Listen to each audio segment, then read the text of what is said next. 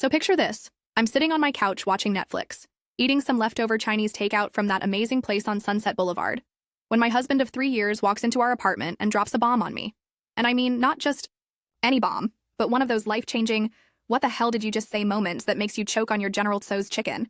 Sarah, he starts, using that condescending tone I'd been hearing more and more lately. We need to talk. Now, when a man says we need to talk while you're in your PJs watching The Office reruns, you know nothing good is coming. I paused Michael. Scott mid-sentence and turned to face him. I've been thinking, he continues, adjusting his stupid designer tie that cost more than my entire outfit. You're just too poor for me. This isn't working anymore. I kid you not, those were his exact words. Not, we have financial differences, or maybe we should work on our budget together. Nah, straight up, you're too poor. Let me give you some context here. I was working as a graphic designer at a small startup, pulling in about $45K a year. Not Silicon Valley money, but decent for LA. Meanwhile, Mr. Finance Bro over here was making around $80K at his consulting firm and acting like he was Warren Buffett's long-lost son. The thing is, I never asked him for anything. I paid my half of the rent, bought my own clothes from Target instead of Nordstrom, and drove my trusty 2010 Honda Civic while he leased a BMW. But apparently, my lifestyle wasn't up to his standards anymore. Too poor? I repeated, putting down my takeout container slowly. Did you really just say I'm too poor for you? He had the audacity to nod, like he was doing me a favor by being honest. Look, I'm going places. I need someone who can keep up with my lifestyle. Someone who shops at Whole Foods instead of Ralph's, you know? Oh, I knew all right. I knew exactly what kind of shallow, materialistic person I'd married. The signs had been there. The eye rolls when I'd suggest In-N-Out instead of some overpriced steakhouse. The comments about my basic wardrobe. The way he'd introduce me at work events like I was some charity case he'd taken in. Get out, I said, surprisingly calm. What? You heard me. Pack your stuff and get out. If I'm too poor for you, then my apartment is definitely too poor for you to live in. He laughed. Actually laughed. This is my apartment too, Sarah. You can't just kick me out? Watch me, I said, already pulling up our lease agreement on my phone. Says here only one name on the lease, and spoiler alert, it ain't yours, buddy. See, when we'd moved in together, the landlord only wanted one person on the lease, and since I had better credit, ironic, right? It ended up being me. Best decision I ever made. The look on his face when he realized I was serious? Priceless. Better than any designer anything he could buy. You're being ridiculous, he sputtered. Where am I supposed to go? Figure it out, I shrugged, channeling my inner ice queen. Maybe ask one of your rich friends from the country club. Oh, wait, you're not actually a member there, you just pretend to be. That hit a nerve. See, what Mr. Moneybags didn't know was that I knew all about his financial situation. The maxed out credit cards, the student loans he was barely paying minimums, on the fact that his BMW lease was in his mom's name. He was living a lie, and I was apparently too poor to be part of his fantasy. He stormed out that night with just a duffel bag, probably thinking I'd cool down and beg him to come back. Spoiler. Alert number 2, I didn't. Instead, I did something even better. I boxed up all his stuff, his precious suits, his overpriced watches, his collection of business books he never read, and listed everything on Facebook Marketplace and Craigslist. Every single thing. The divorce papers were filed within a week. Thank God we didn't have kids or any real assets together. Just his stuff, which was now funding my I'm better off without you celebration fund. But here's where it gets interesting. Remember that startup I mentioned? Well, about 2 months after kicking his sorry butt to the curb, our company got acquired. Not by Google or anything, but by a bigger tech firm that saw potential in what we were doing. My stock options, which my ex had mocked as worthless paper, suddenly became very, very valuable. We're talking life-changing money here. The kind of money that lets you quit your job and start your own design consultancy, which is exactly what I did. Within 6 months, I'd gone from making $45K a year to running my own business with high-profile clients. Some days I was pulling in more than my monthly salary at the startup.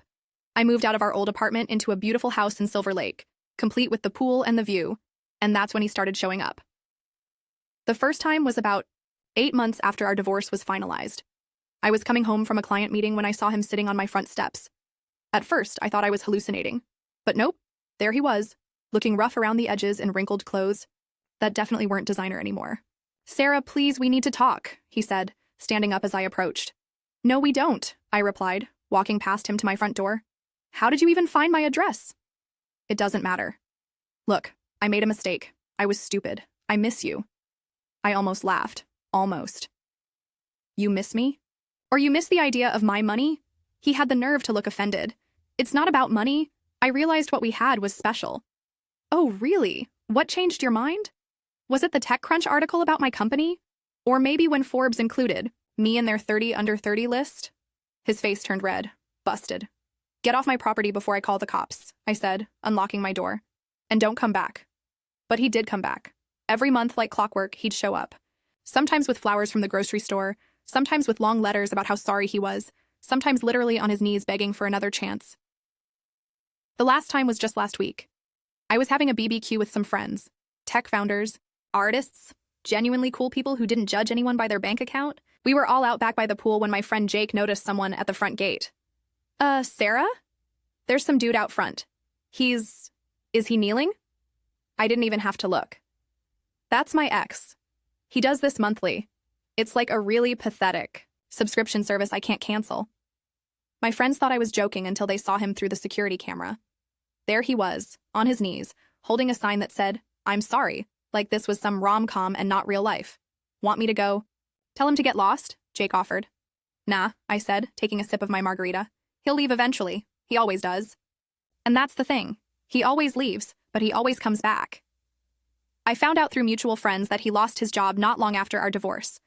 Turns out his whole successful businessman act was harder to maintain without a wife, too. Make him look stable. His reputation took a hit. His network dried up, and now he's struggling to make ends meet. The irony isn't lost on me. He thought I was too poor, but he was the one living beyond his means. He thought I was holding him back, but I was the one with actual potential. He thought he was trading up, but he ended up with nothing. Do I feel bad for him? Sometimes in weak moments, I remember the good times we had before money became his obsession. But then I remember how he made me feel. Worthless, less than, not enough, and any sympathy evaporates faster than water in the Mojave Desert. These days, I'm living my best life. My company is thriving. I'm dating someone who likes me for me, and thought I was amazing even when I was poor. And I've learned that self-worth has nothing to do with net worth. As for my ex, last I heard he's still showing up monthly, still hoping I'll take him back. But like I always say, I don't step on the same rake twice. Once someone shows you who they really are, believe them the first time. Funny how life works out, isn't it? He thought I wasn't good enough for his lifestyle, but turns out his lifestyle wasn't good enough for me. Updated. Okay, y'all have been blowing up my DMs asking for more details about this whole situation, so here's the tea. First off, thank you for all the support. Seriously, this community is amazing. Now, let me fill in some gaps because apparently my ex has been busy spreading his own version of events. So remember how I mentioned he shows up monthly? Well, after my last post, things escalated. Big time. Like, restraining order level escalated. It started when I got a call from my mom. Now my mom is a saint. Works as a nurse in Oakland. Never asks for anything. Always has my back. She calls me up last Tuesday and I can tell something's wrong just from her voice. Baby girl, she says. Did you know Connor's been calling me? Connor. That's the ex's name. I didn't mention it before because honestly, he doesn't deserve the recognition. He's been... What? I nearly dropped my phone. Turns out, this fool has been calling my mother, trying to get her to convince me to take him back. He told her some sob story about how I misunderstood his comments about money, how he was just stressed from work, and how I'm being unreasonable by not giving him a second chance. But wait, it gets worse.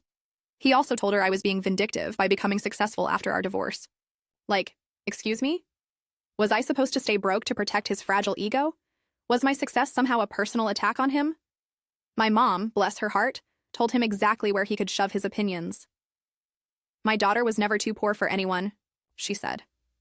You were just too stupid to see her value. But Connor didn't stop there.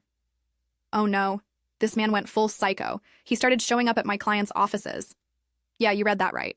He somehow figured out who I was working with, probably through LinkedIn or mutual connections, and started dropping by to warn them about me. His story? That I was unstable and money-obsessed and that working with me would be a mistake.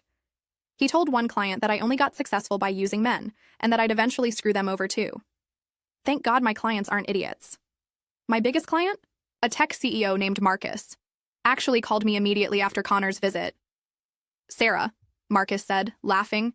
Your ex just showed up here looking like he slept in his car, trying to convince me you're some kind of gold digger. The same ex who divorced you for being too poor? The math ain't mathing, sis. We had a good laugh about it, but inside I was fuming. This man was trying to destroy my reputation, my business, everything I'd built. That's when I decided enough was enough. I called my lawyer. Yes, I have a lawyer now, fancy, right? And started the process for a restraining order. I also hired a private investigator because I wanted to know exactly what Connor had been up to. Y'all, the stuff the PI found, it's like a Lifetime movie.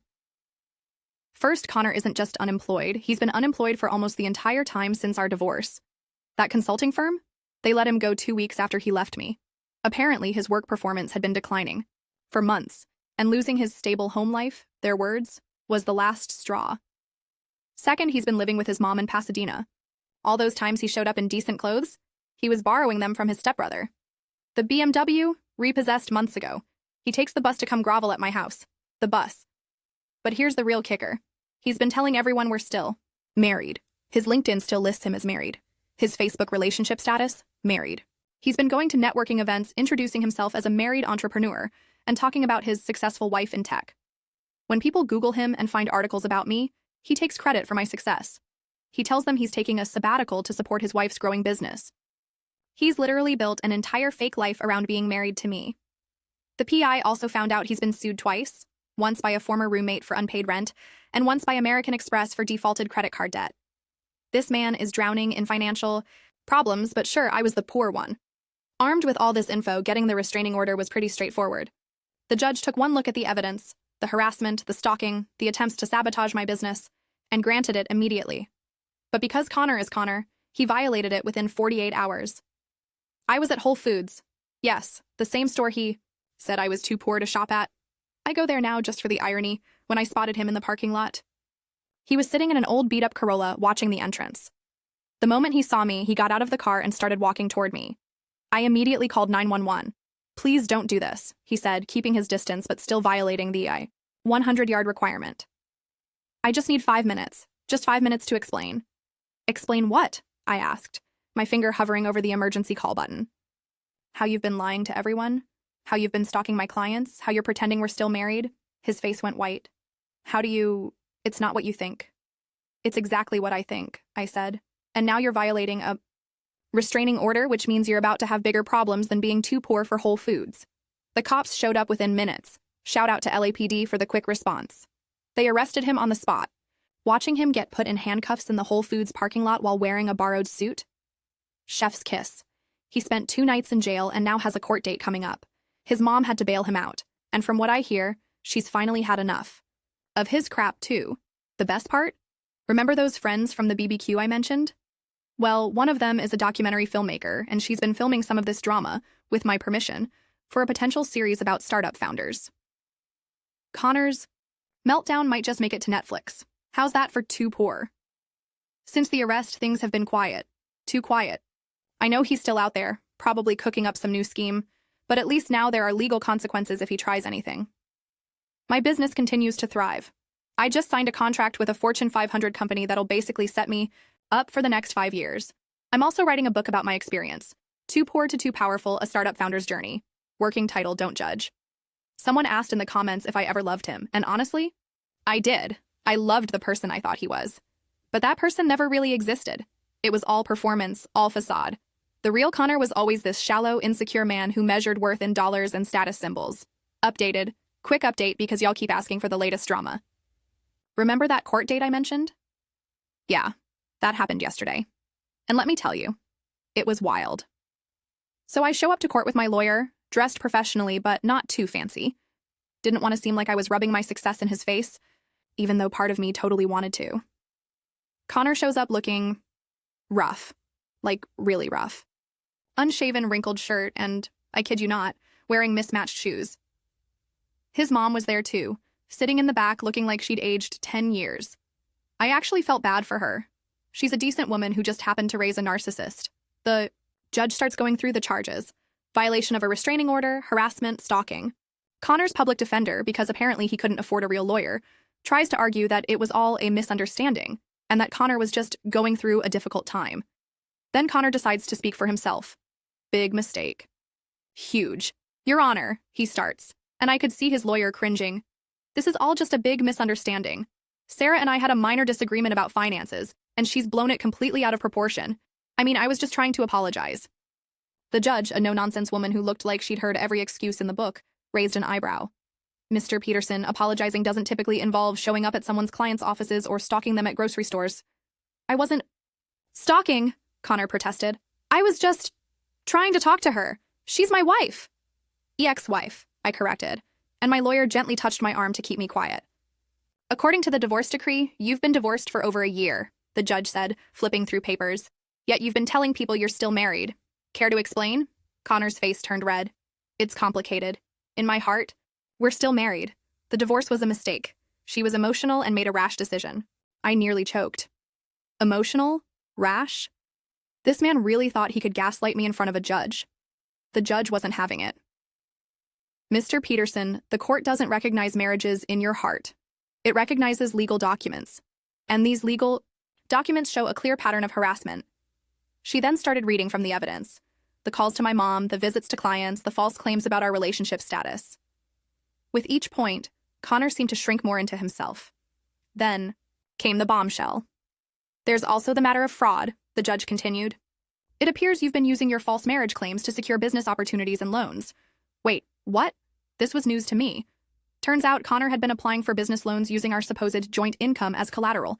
He'd been forging my signature on applications, claiming I was his business partner. My lawyer quickly leaned over and whispered, "We just found out this morning. The FBI is investigating." The FBI. The freaking FBI is investigating my ex-husband for fraud. You can't make this stuff up. Connor's lawyer looked like he wanted to disappear into the floor. Connor himself had gone from red to ghost white. Your Honor, I can explain. Save it for federal court. The judge cut him off. As for the matter at hand, I'm finding you guilty of violating the restraining order. You're sentenced to 30 days in jail, suspended, with 2 years of probation. You're also ordered to attend therapy and to have absolutely no contact with Ms. Johnson. Any violation of these terms will result in immediate incarceration. She then looked at me. Ms. Johnson, I'd also recommend you speak with federal investigators about the fraud claims. What Mr. Peterson has done goes far beyond simple harassment. As they led Connor out, he was being held pending the federal investigation. He looked at me one last time. For a second, I saw something in his eyes, not the arrogance or entitlement I was used to, but actual fear. Reality was finally hitting him. His mom approached me outside the courthouse. Sarah, I'm so sorry, she said, tears in her eyes. I didn't raise him to be like this. I don't know where I went wrong. I hugged her. Yeah, I hugged my stalker ex's mom, because she wasn't responsible for his choices. It's not your fault, I told her. He made his own decisions. She nodded, then said something that shocked me. I'm glad you got away from him. You deserve so much better, and for what it's worth, you were never too poor.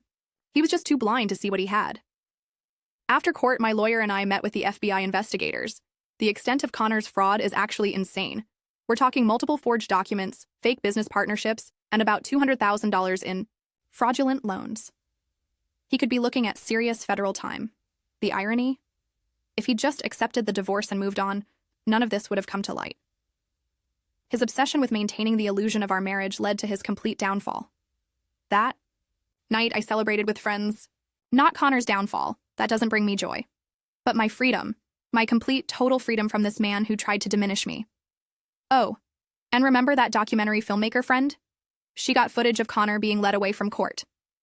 Netflix is very interested now. The working title, Too Poor, a True Crime Love Story. I'm executive producing.